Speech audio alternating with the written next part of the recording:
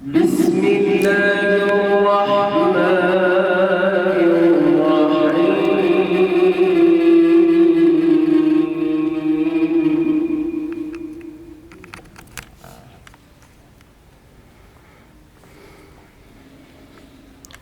من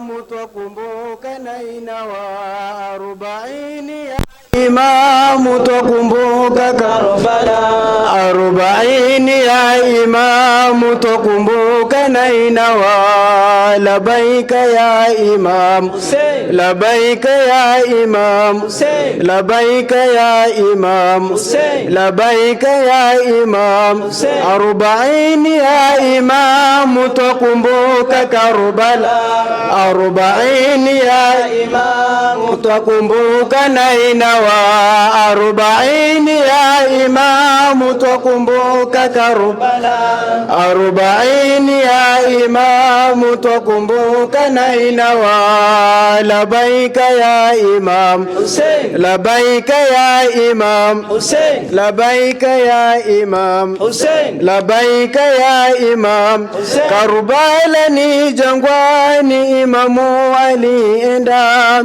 na watoto kina mama wazee nao pia.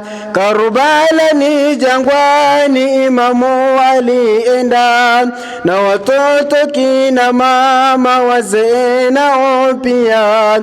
Lengo dini kutetea hapo ardhi Karbala, twakumbuka yale yote yalojiri Karbala. Labaika ya imam Hussein, labaika ya shahid Hussein, labaika ya imam Hussein, labaika ya shahid Hussein, arobaini ya imamu twakumbuka Karbala, arobaini ya imamu twakumbuka na inawa arobaini ya imamu twakumbuka Karbala, arobaini ya imamu twakumbuka na inawa labaika ya imam Hussein, labaika ya shahid Hussein, labaika ya imam Hussein, labaika ya shahid Hussein, arobaini kufika Karbala twarejea kumzuru imamu mashahidi nao pia. Arobaini kufika Karbala twarejea kumzuru imamu mashahidi nao pia. Roho zao zimelala jangwani Karbala, malipo watapata mbele yake jalia.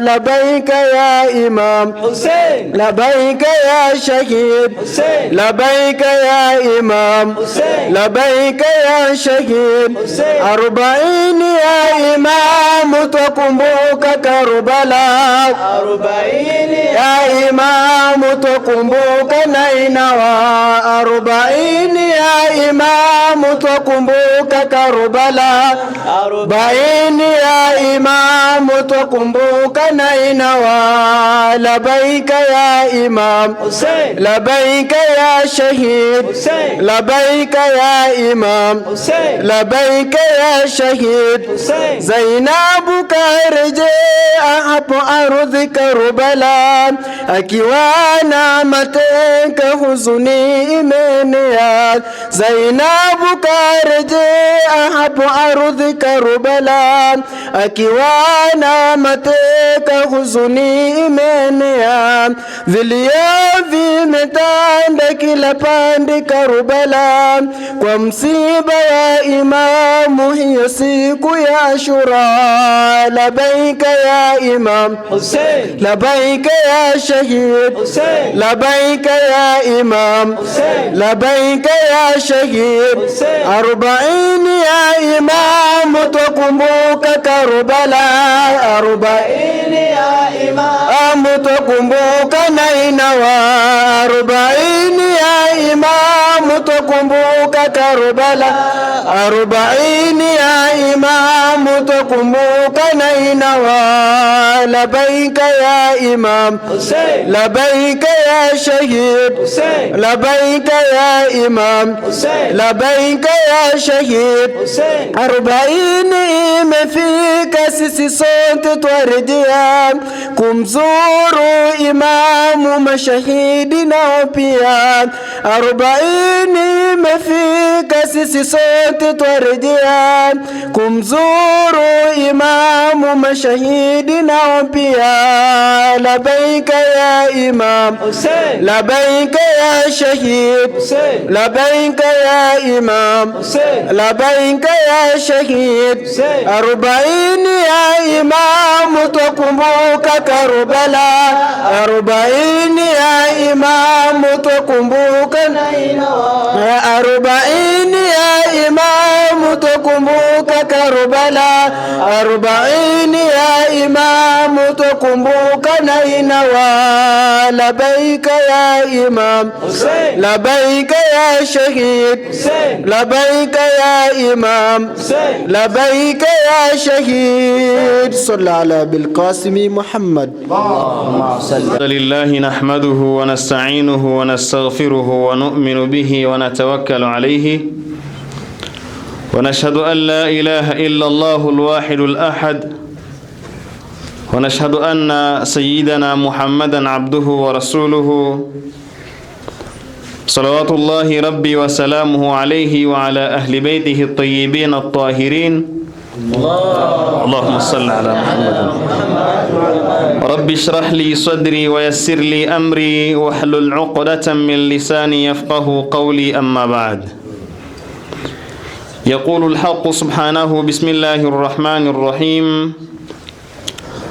وما أمروا إلا ليعبدوا الله مخلصين له الدين. وقال رسول الله صلى الله عليه وآله وسلم: إنما الأعمال بالنيات وإنما لكل امرئ ما نوى. صدق الله العلي العظيم وصدق رسوله النبي الكريم، ونحن على ما قال ربنا وعلى ما قال نبينا من الشاهدين وله من الذاكرين، والحمد لله رب العالمين. والسلام عليكم ورحمة الله وبركاته.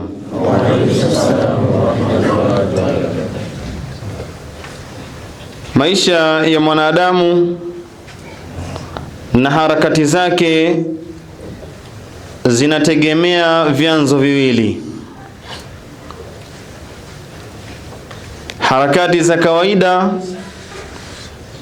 zinategemea kuasisiwa kwa namna mbili. Namna ya kwanza ikiwa ni kuasisiwa kwa harakati au kwa jambo kutoka kwa Mwenyezi Mungu Subhanahu wa Ta'ala, ima ni kwake moja kwa moja au kupitia mawali wake au viongozi wake katika mgongo wa ardhi. Lakini pia kuna harakati ambazo zinaweza zikaasisiwa na kutengenezwa kupitia kwa wanadamu ambao hawazitoi kwa Mwenyezi Mungu Subhanahu wa Ta'ala. Lengo na madhumuni ya kuasisi harakati yoyote ni ili papatikane ufuatiliaji na utekelezaji wa taratibu hizo kutoka kwa ambao watakuja au ambao watasoma na kupitia katika yale ambayo yaliasisiwa. Katika historia tumeshuhudia na tumesimuliwa matukio mbalimbali ambayo yameasisiwa, ambayo matukio hayo kuna mengine ambayo yalikuwa na athari na utekelezaji wake unaendelea mpaka sasa, lakini pia kuna matukio ambayo yameasisiwa lakini athari yake haionekani, lakini utambuzi wake unapatikana. Katika historia kuna vita mbalimbali ambavyo vimepiganwa. Kuna harakati mbalimbali za kimapigano zimefanyika katika maeneo mbalimbali zikiwa na malengo na madhumuni mbalimbali. Zingine athari yake zimeishia katika historia, lakini zingine zinatekelezwa na kuendelezwa mpaka sasa. Harakati hizo zinapelekea mapinduzi ikiwa tayari kulikuwa kuna kanuni, au zinaasisi kanuni mpya kuzirasimisha na kuzitambulisha mbele za watu. Vita mbalimbali vimepiganwa vikiwa na malengo ya kutoa tawala mbalimbali, vikiwa na malengo ya kutanguliza uongozi mwingine katika mazingira ambayo vimepiganwa. Lakini kuna vita ambavyo havitosahaulika katika historia na havitofutika katika kuvisimulia na kujifunza kupitia vita hivyo, ambavyo ni vita vya Karbala, vikipambanwa kwa uongozi wa mjukuu wa Bwana Mtume al-Imamu al-Husaini alayhi salam dhidi ya maadui waliokwenda kinyume na mafundisho ya Bwana Mtume sallallahu alayhi wa alihi wasallama. Swali la kujiuliza au sehemu ya kuanzia kupata maarifa ni kwamba ni kwa nini vita vingine vyote vimepiganwa au vita vingine vyote vilipatikana katika historia, lakini vimeishia kujulikana katika historia, kisha vita vya Karbala vinaendelea kusimuliwa na vinapatikana mpaka baada ya sisi kuwepo. Ni kipi ambacho kimesababisha kutokusahaulika kwa tukio la Karbala? Au ni vitu gani ambavyo vimenyanyua na vikasababisha mimi na wewe katika zama tulizopo baada ya miaka 1400 iliyopita tukumbuke tukio la Karbala na al-Imam al-Husaini alayhi afdalus salatu wassalam? Allahumma salli ala Muhammad wa ali Muhammad. Kabla ya kupata na kujifunza kupitia sababu hizo, tutambue ya kwamba tukio lililotukusanya katika siku ya leo ni la kutimia na kukamilika kwa masiku 40 tangu walipouawa kishahidi mjukuu wa Bwana Mtume sallallahu alayhi wa alihi wasallam al-Imam al-Husaini alayhi salam pamoja na maswahaba wake katika ardhi ya Karbala. Ni siku ambayo imeasisiwa na kurasimishwa na swahaba katika maswahaba wa Bwana Mtume ambaye anajulikana kwa jina la Jabir ibn Abdullah al-Ansari radhiyallahu ta'ala anhu. Sahaba huyu ni nani na ni kwa nini aasisi jambo ambalo limepatikana mpaka siku ya leo, na ni vitu gani vilivyoifanya siku hii ikapata uzito kupitia kwake Jabir ibn Abdullah al-Ansari radhiyallahu ta'ala anhu? Kwanza kabisa ni mmoja katika watu ambao waliishi katika zama za Bwana Mtume, ambaye mpaka kufikia katika ardhi ya Karbala na tukio la Karbala kukamilika, alikuwa ni mtu au ni mzee wa rika lililoenda. Umri ulikuwa umesogea sana, hali ambayo hakuweza kushiriki mapigano na mapambano katika ardhi ya Karbala. Hakuweza kuambatana na al-Imam al-Husaini alayhi salam katika msafara kuelekea katika ardhi ya Karbala, lakini kwa umri aliokuwa nao alifikia mpaka hali ya kutokuona. Yani maana yake hakuweza au hakuwa na uwezo wa kuona kwa mazingira ya uzee au kwa sababu za uzee, akatambulishwa na kutambulika katika historia kwamba ni mzee ambaye ni kipofu. Katika masiku kama haya, baada ya kupata taarifa ya kwamba mjukuu wa Bwana Mtume sallallahu alayhi wa alihi al-Imam al-Husaini alayhi salam alishauawa katika ardhi ya Karbala, Jabir ibn Abdullah al-Ansari akiwa anashindwa kukamilisha harakati za kwenda katika ardhi ya Karbala kutokana na uzee na kuweza kuona, ilimbidi achukue gongo lake na kuelekea katika ardhi ya Karbala kwa ajili ya kumzuru al-Imam al-Husaini alayhi salam.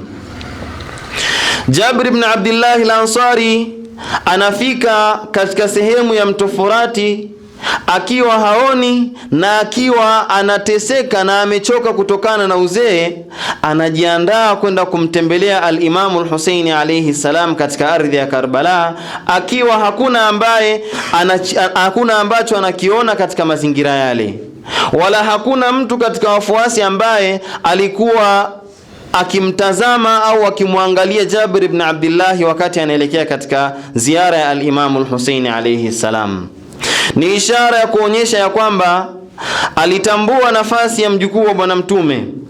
Alimtambua al-Imamu al-Husaini alayhi salam kwa moyo wake, wala hakutambua kutokana na namna ambavyo anavyotazamwa na watu au kwa vitu ambavyo angeweza kuviona kupitia ziara ya al-Imamu al-Husaini alayhi salam. Na yeye ndiyo akaasisi ziara ya al-Imamu al-Husaini alayhi salam kutokana na baadhi ya vyanzo ambavyo vinasimulia katika historia. Lakini ana ujumbe mmoja ambao anatufikishia mimi na wewe, ya kwamba pamoja na kwamba haumuoni al-Imamu al-Husaini alayhi salam au haupo katika sehemu ya kuwasilisha kwa watu ya kwamba unakwenda katika ziara ya al-Imamu al-Husaini, kwamba kifo cha mtu ambaye yupo katika haki sio mwisho wa ujumbe wake, wala sio mwisho wa dhamira ambaye alikuwa nayo katika uhai wake. Na ndio maana Jabir ibn Abdullah al-Ansari akafunga safari ya kwenda mpaka katika ardhi ya Karbala. Jabir ibn Abdullah al-Ansari radhiyallahu ta'ala anhu alionyesha ya kwamba al-Imamu al-Husaini alayhi salam, pamoja na kwamba tayari yamepita masiku 40 tangu kuuawa kwake, al-Imamu al-Husaini alayhi salam hajasahaulika katika dhamira za watu. Sio katika mtazamo na kusema ya kwamba nimemkumbuka al-Imam, nimemmisi imamu kumuona, bali anaashiria ya kwamba hata katika dhamira zetu al-Imamu al-Husaini alayhi salam bado yupo pamoja na kufa kwake. Sasa Jabir ibn Abdullah tunaweza tukamtambua ya kwamba yeye ni kiunganishi kati ya al-Imamu al-Husaini alayhi salam na mimi na wewe katika masiku ya leo, kwamba yeye ndiyo amefanya uhuishaji wa kumtambua al-Imamu al-Husaini na kumuunganisha kutoka Karbala na kuja kwa jana na leo ambao mimi na wewe tupo. Sheikh Tus radhiallahu ta'ala anhu amenukuu na kusema ya kwamba Jabir ibn Abdullah al-Ansari radhiallahu ta'ala anhu, yeye ndiyo ambaye ameweza kuhuisha na kuasisi kitu ambacho kinaweza kuunganisha wewe na al-Imamu al-Husaini alayhi salam baada ya kuuawa katika ardhi ya Karbala. Sasa katika kujibu swali ambalo linatembea katika fikra za kila mwenye akili, ya kwamba matukio mengi ya kihistoria yamepita, mapinduzi mengi ya kihistoria yamepita, mapinduzi ambayo ndani yake kulikuwa kuna umwagaji wa damu, walikufa watu katika mapigano, tawala mbalimbali zilibadilishwa, matukio mbalimbali yalifanyika makubwa, lakini kwa nini yamesahaulika na hayaendelezwi? Lakini tukio la Karbala na kuuawa kwa al-Imamu al-Husaini, vita hivi na tukio hili linaendelezwa. Ni siri gani iliyopatikana ambayo imeweza kufanya tukio la Karbala likawa hai? Muhammad wa ali Muhammad salawatu. Kwanza kabisa, kilichoisababisha Karbala inatambulika mpaka sasa na haitosahaulika ni lengo lake na madhumuni yake. Muhammadul Hanafiya, ndugu yake na al-Imamu al-Husaini alayhi salam, alipokuwa akimwashiria al-Imamu al-Husaini alayhi salam ya kwamba asitoke na kuelekea katika ardhi ya Karbala, alimueleza ya kwamba lengo na madhumuni ya kutoka kwake ni yapi. Akamwambia kwamba inni lam akhruj ashran wala batran wala mufsidan wala zalima, innama kharajtu li talabi al-islah fi ummati jaddi Rasulullah. Kwanza kabisa al-Imamu al-Husaini alayhi salam anaashiria ya kwamba lengo la yeye kuelekea katika ardhi ya Karbala, lengo la mapigano katika ardhi ya Karbala sio lengo lake mwenyewe, bali ni lengo ambalo lina maslahi na manufaa ya umma mzima wa Kiislamu.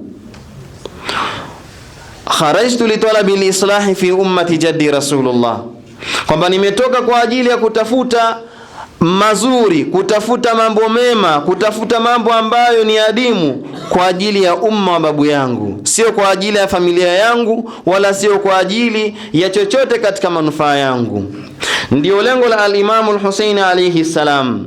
Anapigana, anauawa katika ardhi ya Karbala akiwa na malengo na madhumuni ya kulinda utu wa mwanadamu kupitia mgongo wa dini. Sasa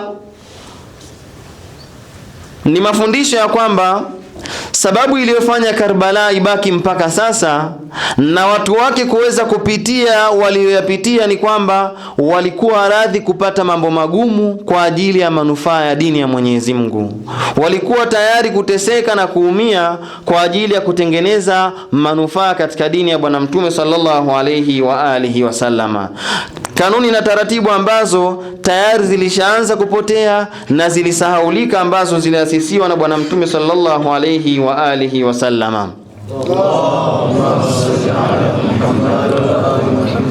Vita vya Karbala, tukio la Karbala haliwezi likapotea katika vichwa vya watu au haliwezi likapotea katika mafundisho ya watu, kwa sababu ni katika sehemu ya mafundisho ambayo Mwenyezi Mungu Subhanahu wa Ta'ala ameyatoa na kufundisha ya kwamba kuna watu ambao katika historia, katika maisha hawatakiwi kusahauliwa.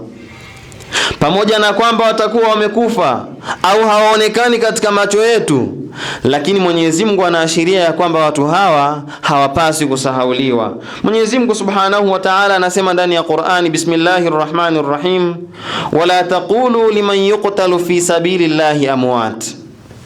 Kwanza kabisa msifikirie wala mkadhani ya kwamba wale ambao wameuawa katika njia ya Mwenyezi Mungu, wale ambao wameuawa katika kupambana na malengo yao yapo kwa Mwenyezi Mungu, msiwadhanie wala kuwafikiria watu hao kwamba ni wafu, bal ahyaun, bali watu hao wapo hai mbele ya Mwenyezi Mungu Subhanahu wa Ta'ala. Maana yake ni nini? Kama tayari tuna tafsiri ya kwamba al-Imam al-Husaini alayhi salam lengo lake ni lengo la Mwenyezi Mungu na ameuawa katika njia ya Mwenyezi Mungu, hatupaswi kusahau tukio la Karbala. Hatupaswi kulipuuza na kuliacha tukio la Karbala, na ndio maana mpaka sasa tunakumbuka na tunalienzi tukio hili. Sababu miongoni mwa sababu zilizoipa nguvu Karbala ni nini? Ni watu ambao walipatikana katika mazingira yale, ni watu ambao Mwenyezi Mungu Subhanahu wa Ta'ala aliashiria ya kwamba hawatakiwi kusahauliwa katika maisha ya mwanadamu. Ina madhumuni ya kwamba mtu anaweza akafa au mtu anaweza akatoweka, lakini fikra zake, mawazo yake na mtazamo wake ukabaki na kuendelea kuwa hai. Hivyo tunapomkumbuka al-Imam al-Husaini alayhi salam na tunapomwenzi al-Imam al-Husaini alayhi salam, tunazienzi zile fikra na mitazamo ambayo alisimama nayo katika ardhi ya Karbala, bila kuangalia amekufa au hajafa, bali fikra zake zinatuashiria ya kwamba yupo hai, na Mwenyezi Mungu anasema ya kwamba wala taqulu liman yuqtalu fi sabilillahi amwat, wala msiwadhanie na kufikiri ya kwamba waliouawa katika njia ya Mwenyezi Mungu Subhanahu wa Ta'ala hao ni wafu. Katika kisa cha Nabiullahi Musa alayhi salam, miongoni mwa sehemu ambazo Mwenyezi Mungu aliweza kutunukulia akimwambia Nabiullahi Musa alayhi salam ya kwamba wadhakirhum biayamillahi, kwamba Nabiullahi Musa una nafasi na una sehemu ya kuwakumbusha watu, lakini moja katika vipengele vya kuwakumbusha watu, wakumbushe kuhusiana na masiku ya Mwenyezi Mungu Subhanahu wa Ta'ala. Masiku hayo ni masiku ambayo yanaweza yakambadilisha mwanadamu kutoka katika mtazamo aliyokuwa nayo kwenda katika mtazamo mwingine, kumtoa katika hali aliyokuwa nayo kwenda katika hali nyingine. Ikiwa unaweza kutafakari na kugundua ya kwamba Mwenyezi Mungu anakutaka uwe katika mazingira gani na hakutaki uwe katika mazingira gani, ndani ya siku hiyo unaweza kuita ni siku ya Mwenyezi Mungu. Sasa Mwenyezi Mungu Subhanahu wa Ta'ala anamwambia Nabiullahi Musa, wadhakirhum biayamillahi, kwamba wakumbushe watu kuhusiana na masiku ya Mwenyezi Mungu. Tunaweza tukachukua ni nafasi iliyofanya Karbala iwe ni hai mpaka sasa. Kwa nini? Kwa sababu Jabir ibn Abdullah al-Ansari alitukumbusha kwamba kuna kaburi la al-Imam al-Husaini alayhi salam. Yamepita masiku tangu kuuawa kwake, lakini tayari kuna kaburi ambalo kwa namna ya wewe kulitazama kaburi lile au namna ya wewe kuwa karibu na kaburi lile linaweza likakupa taswira ya kwamba huyu aliyelala ndani ya kaburi hili amelala kwa sababu zipi, au ni nukta gani za msingi ambazo zilimpelekea mpaka akafikia katika nyumba hii. Kwamba ukitazama kaburi la al-Imam al-Husaini, taswira nzima ya Karbala inakuja katika ufahamu wako kwamba amefikia, ameuawa hapa akiwa anapambana. Alipambana kwa ajili ya nini? Au alipambana wakati gani? Na manufaa yake ambayo alikuwa akiyapambania ni yapi? Sasa dhakiruhum bi ayamillahi, tambueni ya kwamba masiku ya Mwenyezi Mungu ni yale ambaye ndani yake kunapatikana ishara za Mwenyezi Mungu. Sasa na kaburi la al-Imam al-Husaini alayhi salam ni nafasi ya sisi kumkumbuka al-Imam al-Husaini alayhi salam na kuliacha tukio la Karbala liwe hai katika mazingira yote. Sababu nyingine katika sababu zinazoifanya Karbala iwe hai ni kwamba ndani ya ardhi ya Karbala hapakupatikana mashahidi peke yake. Au tukilitazama na kulitafsiri tukio la Karbala, hatuliangalii kwamba walikuwa mashahidi pekee, bali ndani yake pia tunawapata waliokuwa wakishuhudia. Tukisema mashahidi tunazungumzia wale ambao wameuawa wakiwa wanapambania au wakiwa wakipambana katika njia ya Mwenyezi Mungu. Sasa hawakupatikana waliouawa peke yake, bali pia walipatikana mashahidi waliokuwa wakishuhudia tukio hili, waliokuwa wakitazama mfumo mzima wa vita na mapambano. Sasa watu hawa ndio ambao wamesababisha Karbala isiweze kufutika na kutoweka katika fahamu zetu. Ni kwa sababu gani? Kwa sababu waliendeleza na kukamatana na yale ambayo al-Imam al-Husaini alayhi salam aliasisi na kuyapambana katika ardhi ya Karbala. Ndio tunaweza kumwangalia Jabir ibn Abdullah katika moja wa mashahidi ya kwamba yeye alishuhudia ya kwamba al-Imam al-Husaini alayhi salam yeye ni mjukuu wa bwana mtume, na ana nafasi gani? Anaweza kutupa kiunganishi kwamba kuna nafasi ya kumkumbuka al-Imam al-Husaini alayhi salam hata kama haukuwa katika mapigano, ukaenda na ukakaribia katika kaburi lake. Siku ya Ashura tuna kauli ambayo tunasema ya kwamba al-Imam al-Husaini alayhi salam ameuawa. Lakini katika siku ya 40 kutoka kwa Jabir ibn Abdullah al-Ansari anatuambia ya kwamba na anatuzungumzisha ya kwamba al-Imam al-Husaini alayhi salam hatosahaulika. Kwa hivyo katika siku ya 40 ni siku ya pekee ambayo inahuisha na inamkaribisha mwanadamu na al-Imam al-Husaini alayhi salam. Kwa nini? Kwa sababu ana nafasi ya kwenda kumzuru na kumtembelea. Al-Imam al-Hasan al-Askari salam anasema katika alama za kumtambua mu'min au katika alama za mwanadamu kujijenga nazo ili atambulike kwamba yeye ni mu'min, moja katika hizo ni ziara ya 40.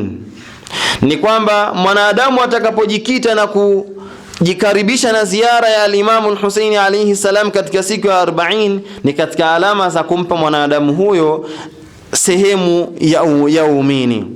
Sasa tumewekewa tukio la Karbala liwe ni sehemu katika maisha yetu. Ni namna gani tunaweza kumzuru al-Imam al-Husaini alayhi salam? Au ni namna gani tunaweza tukakamilisha vipengele hivi vya kuwa karibu na al-Imam al-Husaini alayhi salam, angalau tukaweza kuhuisha yale ambayo yanapaswa kuhuisha katika siku ya 40. Njia ya kwanza ni kumsalimia al-Imam al-Husaini alayhi salam. Kitendo cha kusema ya kwamba assalamu alayka ya Aba Abdullah ni sehemu au ni nafasi ya wewe kuwa karibu na al-Imam, kwa sababu unapotumia sigha ya salamu alayka ni kwa namna ya kwamba wewe unaomsalimia ni mtu ambaye unamtazama kwamba ni kiumbe ambaye ana nafasi ya kutambuliwa kwamba yupo. Sio kwamba assalamu alayhi kwamba katika dhamiri ya ghaib inaweza ikashusha nafasi na hadhi ya kumtambua kwamba mtu huyu amenisalimia, lakini assalamu alayka inakuwa ina ukaribu na sehemu ya kumzuru al-Imam al-Hussein alayhi salam. Lakini pia tunaweza tukamzuru al-Imam al-Hussein alayhi salam kwa kufika katika sehemu aliyozikwa. Ni sehemu ambayo tunaweza tukapata muamko na tukapata fikra mpya kupitia mazingira yale. Jamii ya sasa na watu wa kizazi cha sasa ni jamii ambayo imejengeka na mitandao ya kijamii. Ni jamii ambayo imejengeka na utandawazi. Kuna simu, kuna kamera na vitu vingine ambavyo vinaweza vikawa vina nafasi ya kuhamasisha. Ni sehemu ya kutambulisha ya kwamba al-Imam al-Hussein alayhi salam anatakiwa azuriwe kwa namna gani na anatakiwa azuriwe kwa wakati gani. Lakini angalizo ni kwamba Jabir ibn Abdullah al-Ansari wakati anaenda katika ardhi ya Karbala kumzuru al-Imam al-Hussein hakuwa na kamera wala hakuwa na internet ya kuwasilisha kwa watu ya kwamba sasa anaelekea Karbala. Kwamba Jabir ibn Abdullah hakuwa na macho ya kutazama ya kwamba anaenda kushuhudia mandhari mazuri ya ugenini. Alimtazama al-Imam al-Hussein alayhi salam kwa macho ya rohoni, kwa macho ya ndani ambayo yatatambulisha sehemu na nafasi ya al-Imam al-Hussein alayhi salam katika moyo wake. Hivyo mimi na wewe ambaye tunamuenzi al-Imam al-Hussein alayhi salam katika siku hii na tunatamani kumzuru kwa kufika katika sehemu aliyozikwa, tujiangalie tusiwe katika wale ambao wanakamilisha mambo yao kupitia riaa. Mwenyezi Mungu Subhanahu wa Ta'ala anasema ndani ya Qur'ani ya kwamba wama umiru illa liya'budullaha mukhlisina lahuddin, kwamba katika matendo ambayo yanaweza yakafanyika na yakabaki kuwa na athari katika maisha mengine ni yale ambayo yatatekelezwa lakini kwa imani na ikhlasi. Kama Jabir ibn Abdullah alikwenda akiwa hamuoni mtu yoyote, wala hakuna mtu ambaye alikuwa akimtazama au wamuage ya kwamba jamani mimi ndo naondoka naenda Karbala kumzuru Imam Hussein, kwamba watu watambue Jabir sasa anaondoka. Hapana, alikwenda kwa imani na ikhlasi, na ndio maana ujumbe wake na shughuli yake imekuwa na athari mpaka sasa. Mamia ya watu, maelfu ya watu, mamilioni ya watu wanakwenda kumzuru al-Imam al-Hussein alayhi salam. Hivyo mimi na wewe tutakapomzuru al-Imam al-Hussein tusihadaike na kuchukua picha au video mbalimbali au kutangaza kwa mitandao ya kwamba tunakwenda sasa kwa Imam Hussein. Tutakuwa tumepoteza ikhlasi, na innamal a'malu binniyati, matendo yote ambayo tutayafanya tuwe na nia ya kweli ya Mwenyezi Mungu Subhanahu wa Ta'ala. Kwa kumalizia, al-Imam al-Hussein alayhi salam kupitia siku ya 40 ni nafasi ya mimi na wewe kuchukua mafundisho yake na kuyaweka katika maisha yetu, kwamba wewe ambaye unajaddid ukumbuko wa al-Imam al-Hussein, unafanya upya nafasi ya kumtambua al-Imam al-Hussein kupitia 40, una nafasi ya kujiuliza ya kwamba al-Imam al-Hussein alayhi salam ametoa damu yake, ametoa familia yake, ametoa watoto wake, ametoa mali zake kwa ajili ya Mwenyezi Mungu Subhanahu wa Ta'ala. Al-Imam al-Hussein alisimama katika kupinga dhulma kwa maneno, kwa vitendo na kwa ishara mbalimbali ambazo alizionyesha. Sasa mimi na wewe tunaishi katika jamii ambazo zina kila aina ya machafuko na kila aina ya ubaya. Je, tumechukua ujumbe gani kutoka kwa al-Imam al-Hussein alayhi salam katika kukemea maovu, kuyapinga maovu na kwenda kinyume na maovu katika nafsi zetu na nafsi ambazo zinafungamana na sisi? Inna lillahi wa inna ilayhi raji'un. Wa sayalamu alladhina dhalamu haqqa ala baiti rasulillah ayya munqalabin yanqalibun wal aqibatu lilmuttaqin wala udwana illa ala adh-dhalimin. Tumombe Mwenyezi Mungu Subhanahu wa Ta'ala kwa baraka ya masiku haya na kwa baraka ya watukufu ambao wameasisi masiku haya, Mwenyezi Mungu azifanye kuwa ndio siku za sisi kurudia kwa Mwenyezi Mungu Subhanahu wa Ta'ala. Mwenyezi Mungu atusamehe makosa yetu ambayo tumeyafanya kwa siri na kwa dhahir. Mwenyezi Mungu awasamehe wazazi wetu, ndugu zetu na jamaa zetu, rafiki zetu waliotangulia mbele ya haki. Ala al-akhasi samahat Sheikh Abdullah ambaye tulikuwa naye katika Muharram uliopita.